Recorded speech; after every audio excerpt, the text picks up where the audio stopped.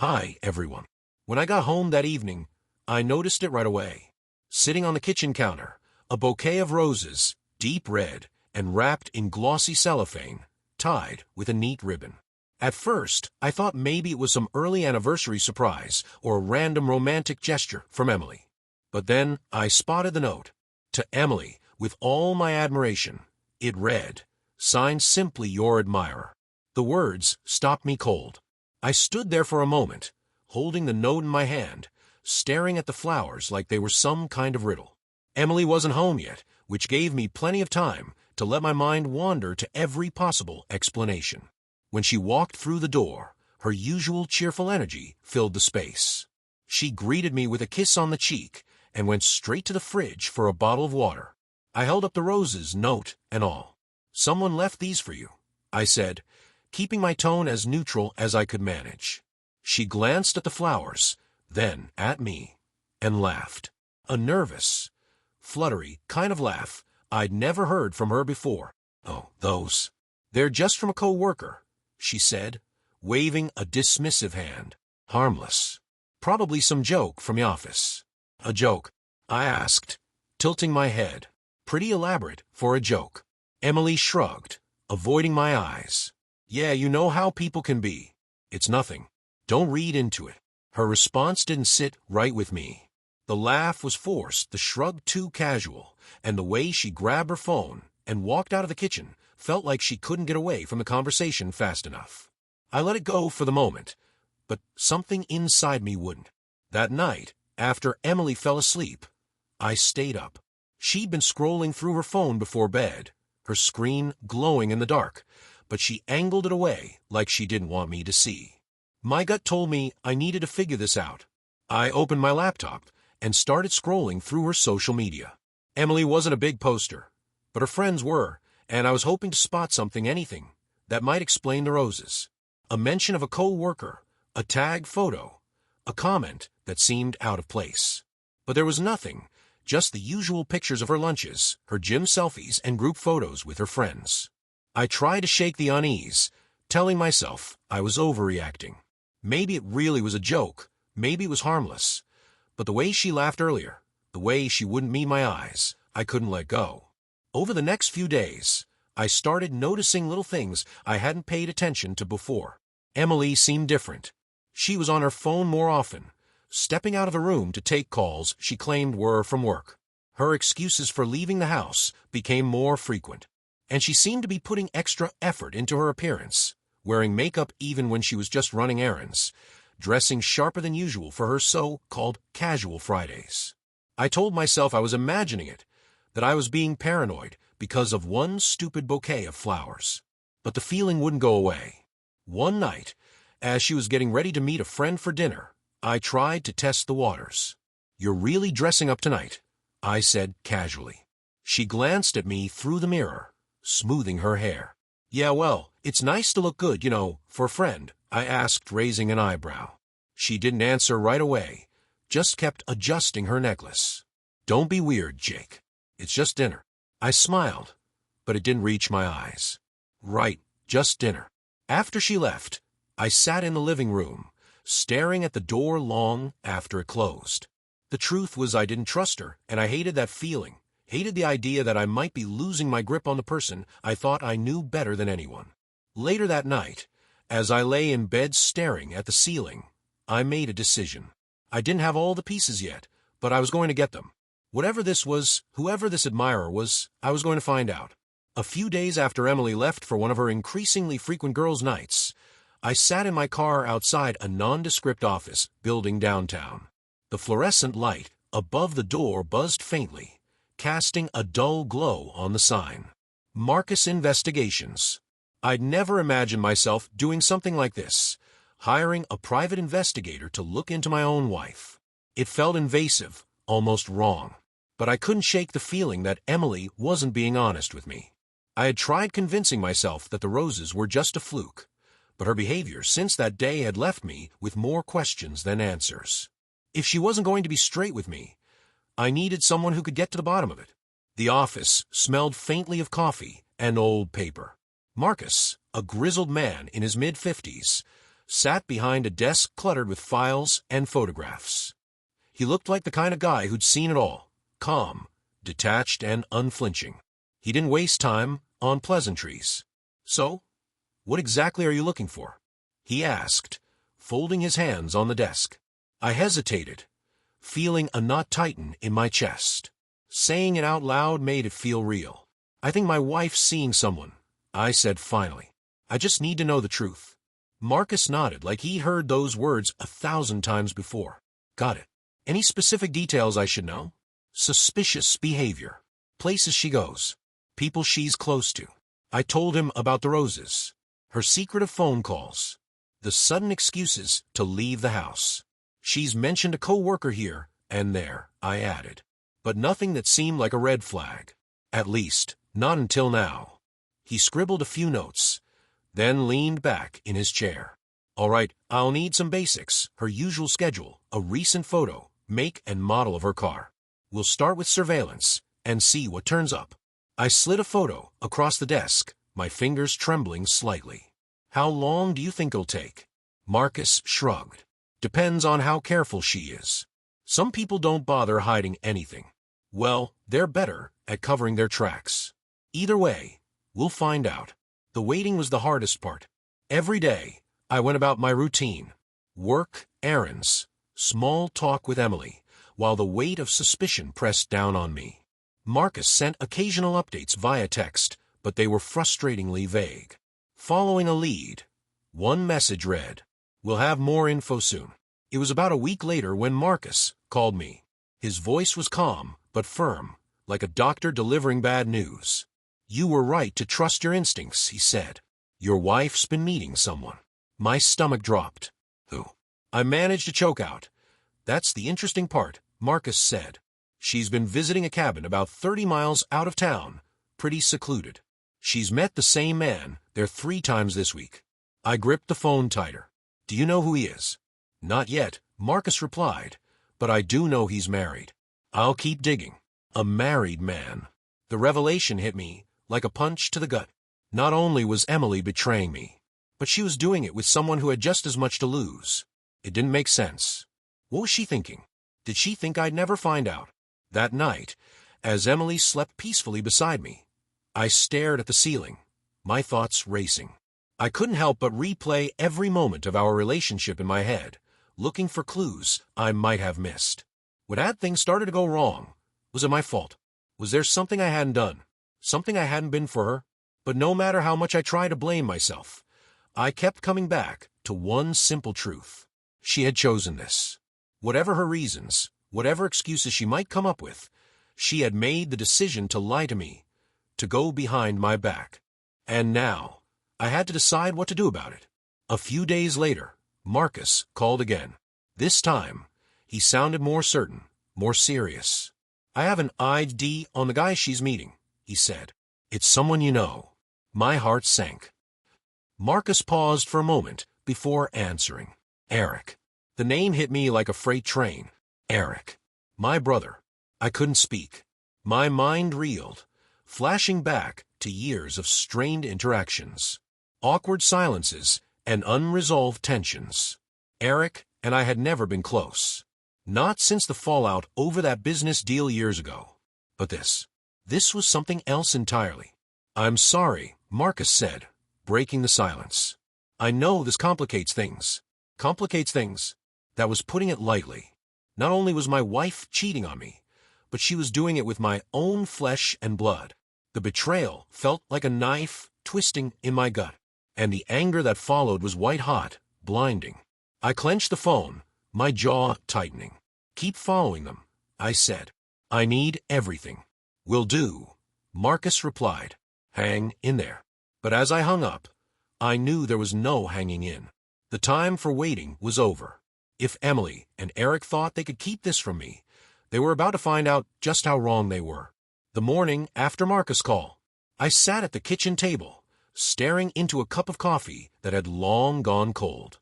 My thoughts were a tangled mess of anger, disbelief, and something I couldn't quite name.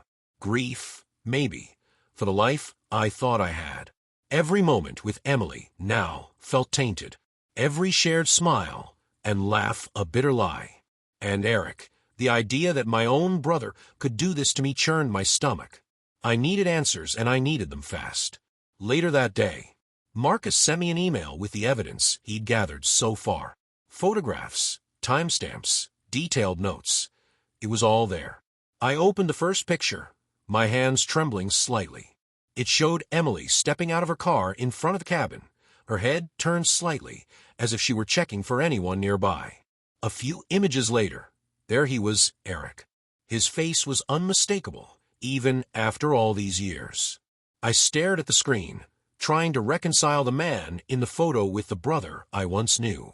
Eric and I had grown up close, inseparable as kids, but adulthood had driven a wedge between us. We'd gone into business together after college, a small tech venture that showed promise, until Eric's reckless decisions sank it.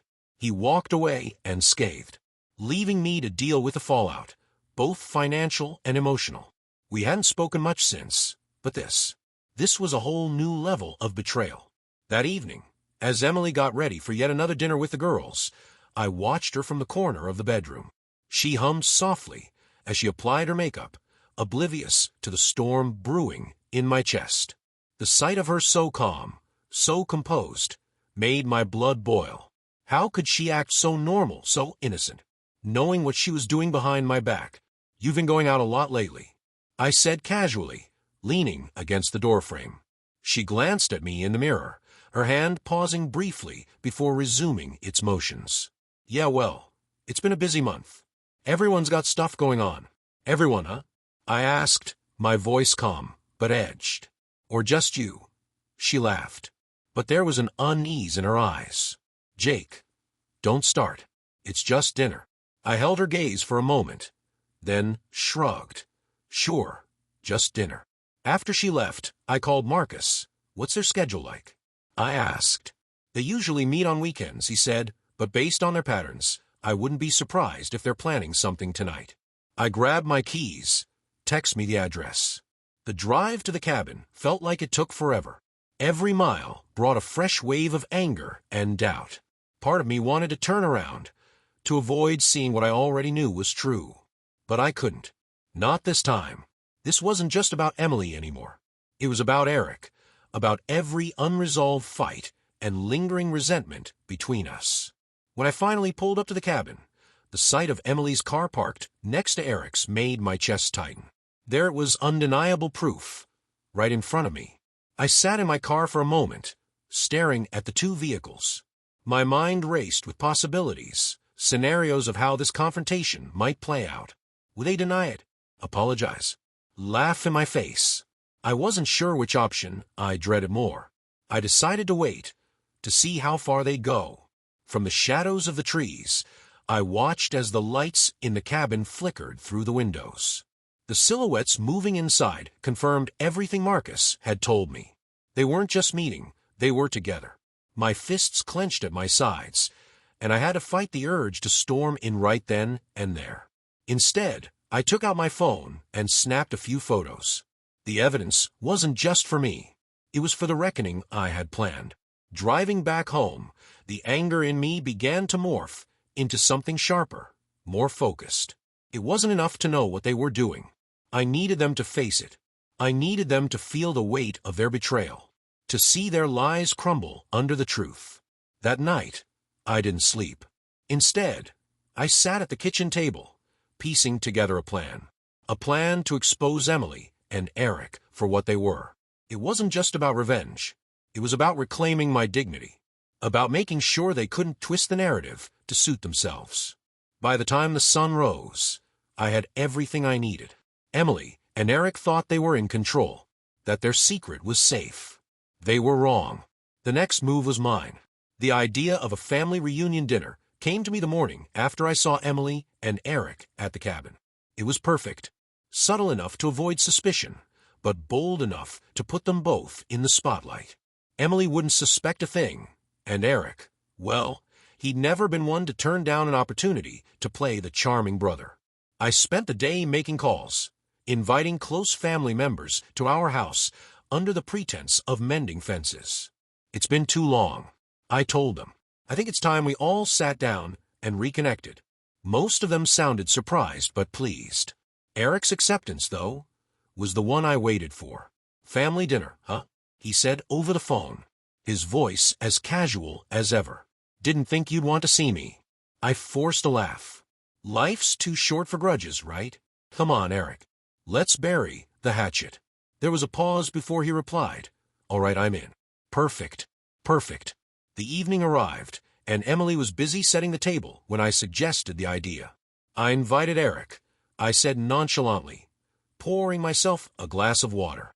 She froze for a split second, her back to me. Eric, that's unexpected. I shrugged, figured it was time to move past old stuff.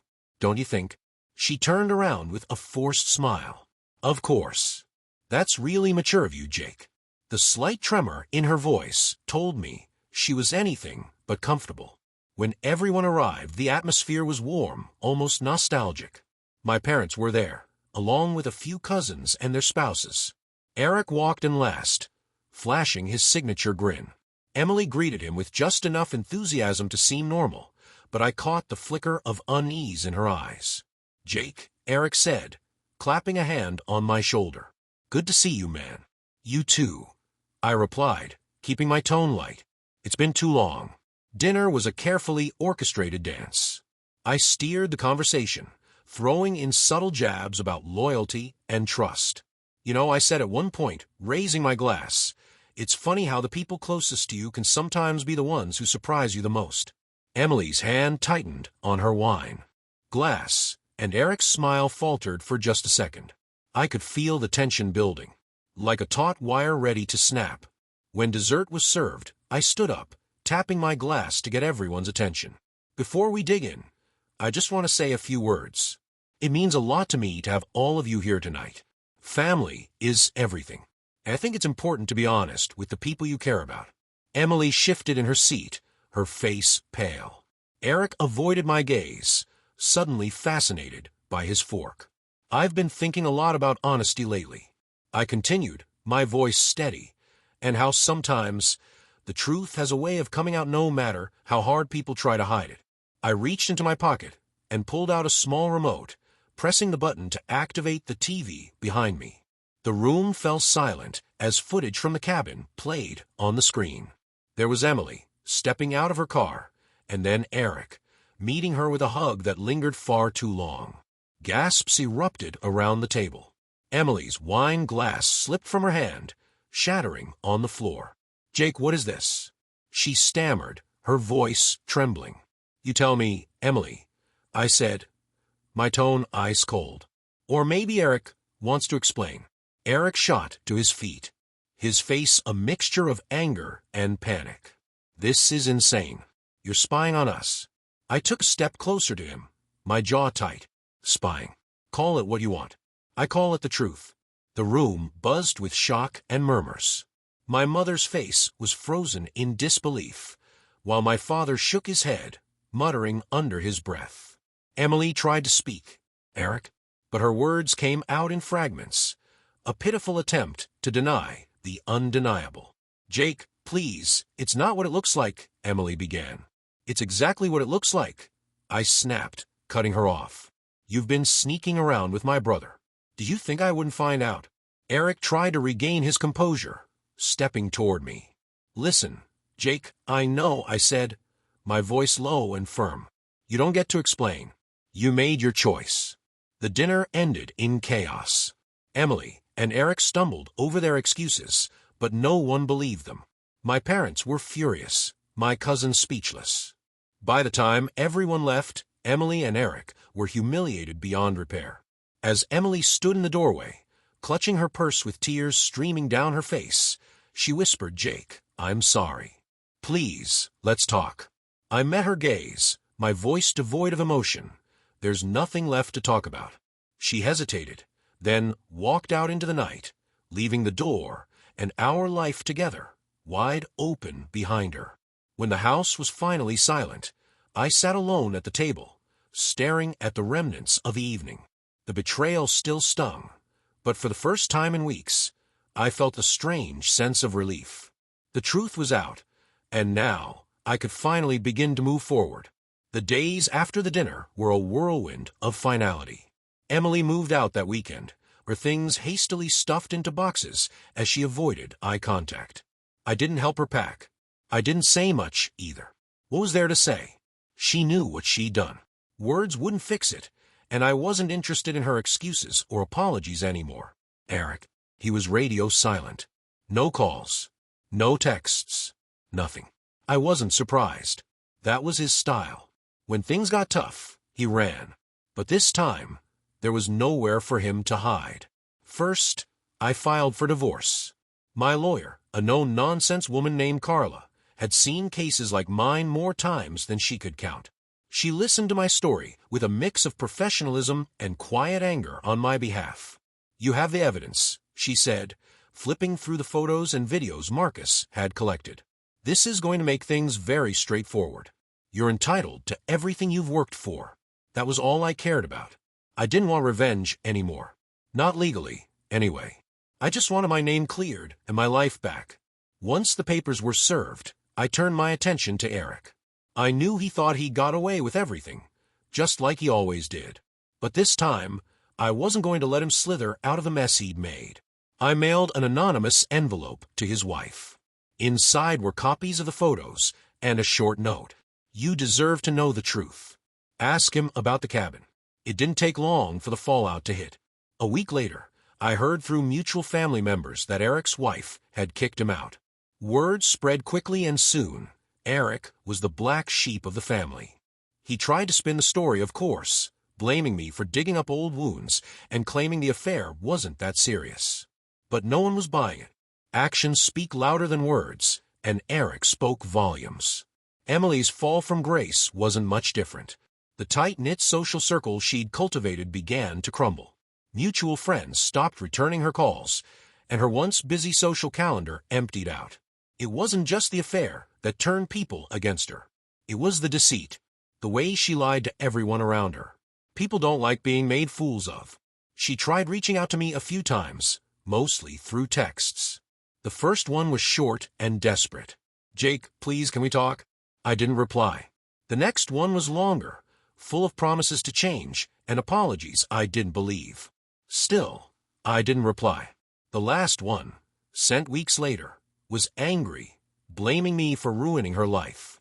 That one made me laugh. The audacity of it, acting like her actions weren't what brought her down. I deleted the message without a second thought. Selling the house was bittersweet. I'd poured years into making it our home, but staying there felt impossible. Every corner held memories of a life that no longer existed. So I packed up, put on the market, and moved to a small apartment in the city. It wasn't much, but it was mine, free of ghosts and lies. One evening, a few months after everything had settled, I sat on my new balcony with a beer in hand, looking out over the lights of the city. For the first time, in what felt like forever, I felt calm.